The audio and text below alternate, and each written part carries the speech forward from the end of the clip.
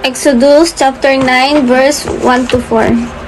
Dahil dito, sinabi ni Yahweh kay Moises, pumunta ka sa Faraon at sabihin mong ipinapasabi ni Yahweh ng Diyos ng mga Hebreo na napayagan na niyang umalis sa mga Israelita upang sumamba sa akin. Kapag pinigil pa niya kayo, paparusahan ko ng kakilakilabot na salot ang kanyang mga hayop. Ang mga kabayo, asno, kamelo, baka, tupa at kambing. Mamamatay ang lahat ng mga hayop ng mga Ehipsyo, ngunit isang mga hayop sa mga Israelita ay walang mamamatay. Amen. Exodus 9, verse 5 to 8. Ipinaalam ng Panginoon na gagawin niya ito kinabukasan at nangyari nga. Namatay ang lahat ng hayop ng mga Ehipsyo, pero nang namatay ni isa man lang sa mga hayop ng mga Israelita. Nagpadala ang Faraon ng mga tao at nalaman na walang namatay kahit isa sa mga hayop ng mga Israelita. Pero matigas pa rin ang puso niya at hindi pinaalis ang mga Israelita.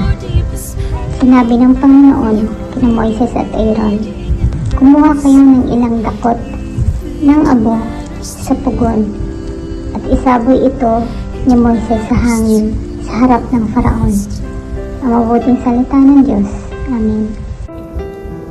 Magandang hapon sa ating lahat. Ang aking babasahin ay mula sa libro ni Exodus chapter 9 verses 9 to 11. Mapupuno ng pinong alikabok ang buong Ehipto at ang lahat ng tao at hayop sa lupain ay matatadtad ng mga pigsang nagnanaknak. Kumuha nga sila ng abo sa pugon at pumunta sa Faraon. Pagdating doon, pataas na inihagis ni Moises ang abo at natagtad nga ng mga pigsang nagnanaknak ang mga tao at mga hayop sa buong Ehipto.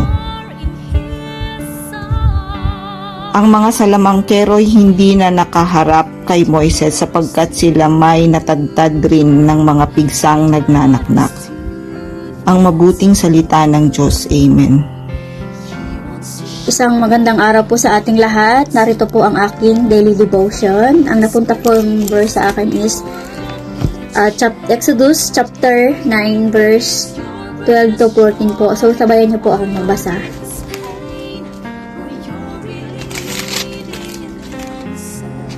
Samantala ang Paraon ay pinagmatigas pa rin ni Yahweh. Hindi nito pinansin ang mga Israelita tulad ng sinabi ni Yahweh kay Moises. Alam mo, ito yung napansin ko na pinagmatigas pa rin. Sa Philippines, like Marcos, no? Or mga nasasakupan, no? Na talagang tuloy-tuloy sila, no? Sa pagsisinungaling, sa pagnanakaw, no? Ng pera ng bayan sa Philippines, no?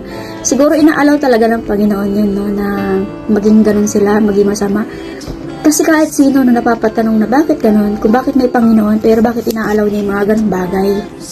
Kasi po, may mga dahilan siguro, no, na minsan parang ang hirap ng Philippines ngayon, diba? So doon natitest yung mga faith ng ating kababayang Pilipino na kahit gaano kahirap ang buhay, hindi natin iaasa kung sino ang mga nakaupo doon sa Philippines, kundi pananampalataya natin sa Panginoon na ang Panginoon ang maggagabay, ang magbibigay sa atin ng grasya. At ituloy po natin ang pagbabasa dito sa verse 13, ang ikapitong salot, ang malakas na ulan ng yelo.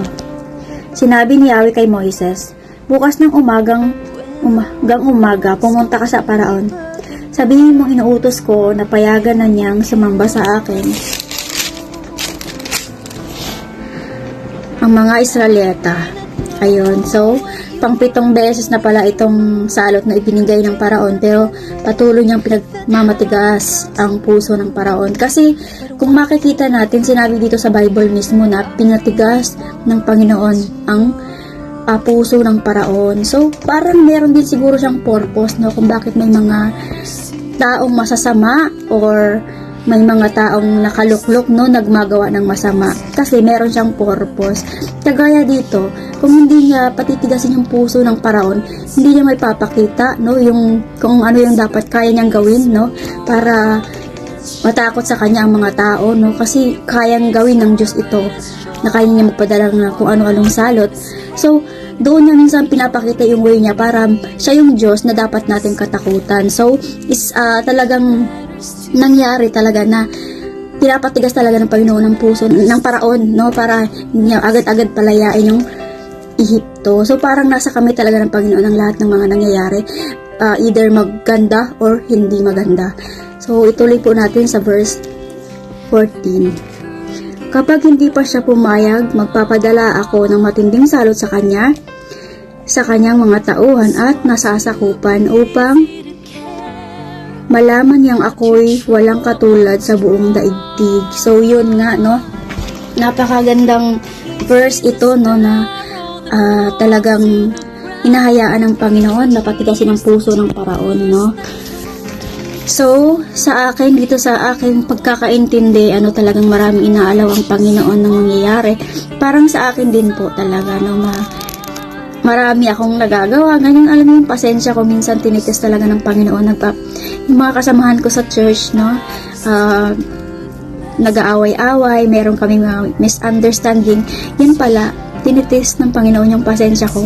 Sabi ko, tapos, meron pang time na, Lord, bakit kung saan na lumapit ako sa'yo, saka ako nahirapan, parang ang daming struggles sa buhay ko. May nabasa ako sa Bible, nakalimutan ko lang kung anong verse na, yung kung sino man ang gustong sumunod sa akin, iwanan niya kung alin meron siya.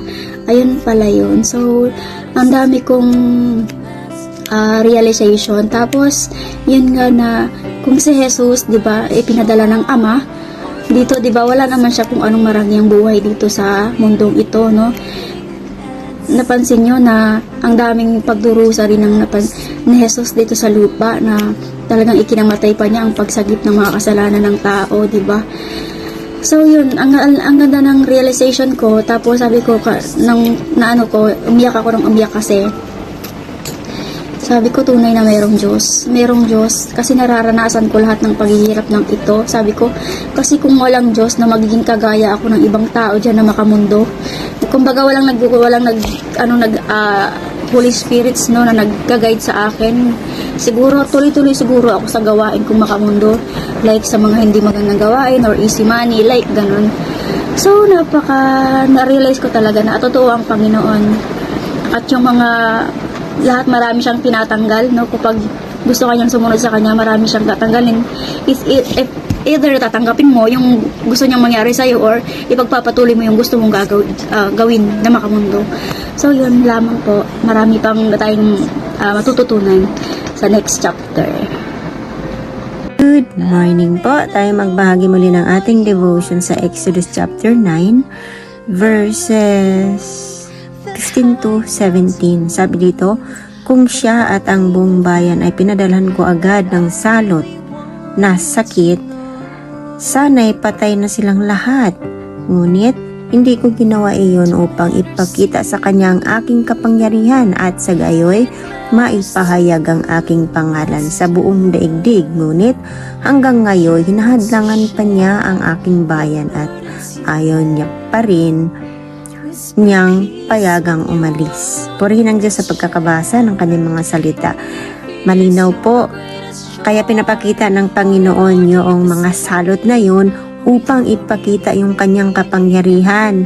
Dahil nga yung mga salot na binibigay niya, yan po yung mga sinasamba ng mga Ehipsyo. Pinapakita doon na walang magagawa yung mga salot na yun sa kanila.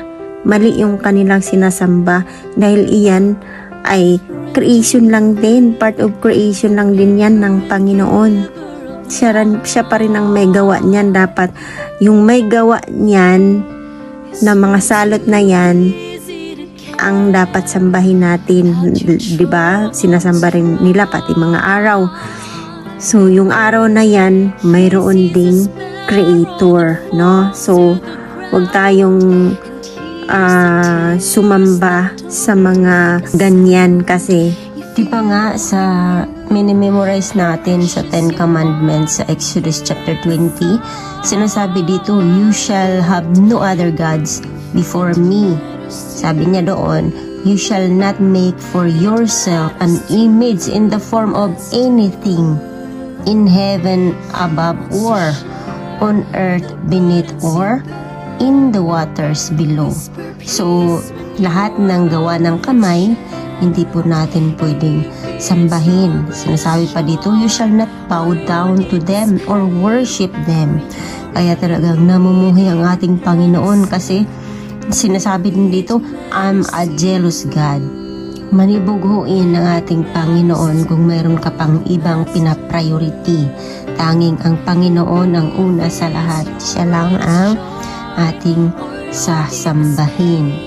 Kaya talaga naman na yun ang mga salot na nararanasan nila, pinapakita ng Panginoon na yung mga sinasamba nila walang magagawa kundi perwisyo pa, di ba? So yun lang po. Magandang araw sa ating lahat. Patuloy po tayo magbasa ng salita ng Panginoon. Ang ibabahagi ko po ngayon ay matatagpuan sa Book of Exodus, chapter 9, verses 18 to 20. Ang sabi po dito, kaya bukas sa ganitong oras, pauulanan ko sila ng malalaking tipak ng yelo na walang kasing lakas sa buong kasaysayan ng Ehipto. Pasilungin mo ang lahat ng tao at isilong ang lahat ng hayop, sapagkat lahat ng bagsakan nito ay mamamatay. Ang ibang tauhan ng paraon ay natakot sa ipinasabi ni Yahweh, kaya pinasilong nila ang kanilang mga alipin at mga hayop. Amen. Purihin po ang Panginoon sa pagkakabasa ng kanyang mga salita. Mapagpalang gabi po sa ating lahat. Exodus chapter 9, verse 21 to 23. Ngunit ipinagwalang bahala ito ng iba at hinayaan nila sa labas ang kanilang mga alipin at mga hayop. Sinabi ni Yahweh kay Moises, iunat mong pataas ang iyong kamay at uulan ng malaking tipak ng yelo sa buong Ehipto at babagsak ito sa mga tao at mga hayop na nasa labas, pati sa mga halaman. Itinaas nga ni Moises ang kanyang tungkod, gumuhit ang kidlat, dumagungdong ang kalugkog at umulan ng malalaking tipak ng yelo sa buong Ehipto. Yan lamang po. Amen. Book of Exodus chapter 9 verse 25 to 29. Namatay lahat ang hayop ng mga tao na iniwan sa labas at pati ang mga halaman at punong kahoy. Tanging si Goshen lang ang hindi umuulan ng yelo kung saan nakatira ang mga Israelita. Ipinatawag ni Paraon sila Moises at Aaron. Sinabi niya sa kanila sa pagkakataong ito, inamin ko na nagkasala ako. Tama ang Panginoon at ako ang mga mamayan ko ang mali. Pakiusap ninyo sa Panginoon na itigil na niya ang pagpatinding kulog na ito at ang pagulan ng yelo. Paalisin ko na kayo, hindi na kayo dapat pang manatili rito. Sumagot si Moises, kapag nakalabas na ako ng lungsod, itataas ko ang aking kamay sa Panginoon para manalangin at itigil ko ang kulog at hindi nauulan ng yelo para malaman na ang pag-aari ng Panginoon ang mundo. Amen. Magandang gabi po mga kapatid. Pagpalain po ang bawat isa. Tayo ngayon ay magbabasa sa ating Bible reading devotion sa Exodus chapter 9 verse 25 to 29.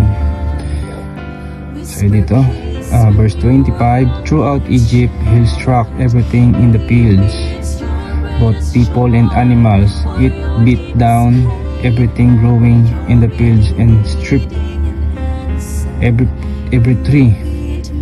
The only place it did not hail was the land of Goshen, where the Israelites were.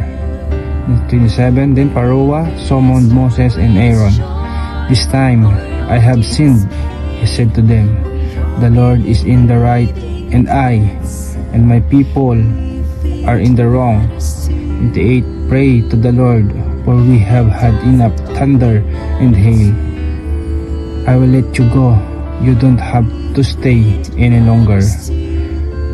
29, Moses replied, when I have gone out of the city, I will spread out my hands in prayer to the Lord. The thunder will stop, and there will be no more hail, so you may know that the earth is the Lord's. Amen po. God bless everyone. Shalom. Exodus chapter 9, verse 30 to 35. Kahit alam kong kayo at ang inyong mga tauhan ay hindi pa natatakot sa Panginoong Yahweh. Ang mga tanim na lino at ang mga sibada ay sirang-sira sapagkat may uhay na ang sibada at namumulaklak na ang lino. Ngunit hindi na pinsala ang trigo at ang espelta sapagkat huling tumubo ang mga ito. Umalis si Moises at lumabas ng lungsod. Nanalangin siya kay Yahweh at tumigil ang kulob, ang ulan, at ang pagbagsak ng malaking tipak na yelo. Nang makita ng Paraon na tumigil ng ulan at wala ng kulob, nagbatigas na naman siya. Dahil dito, muli siyang nagkasala pati ang kanyang mga tauhan. Lalo siyang nagbatigas sa pagpigil sa mga Israelita. Tulad ng sinabi ni Yahweh kay Moises.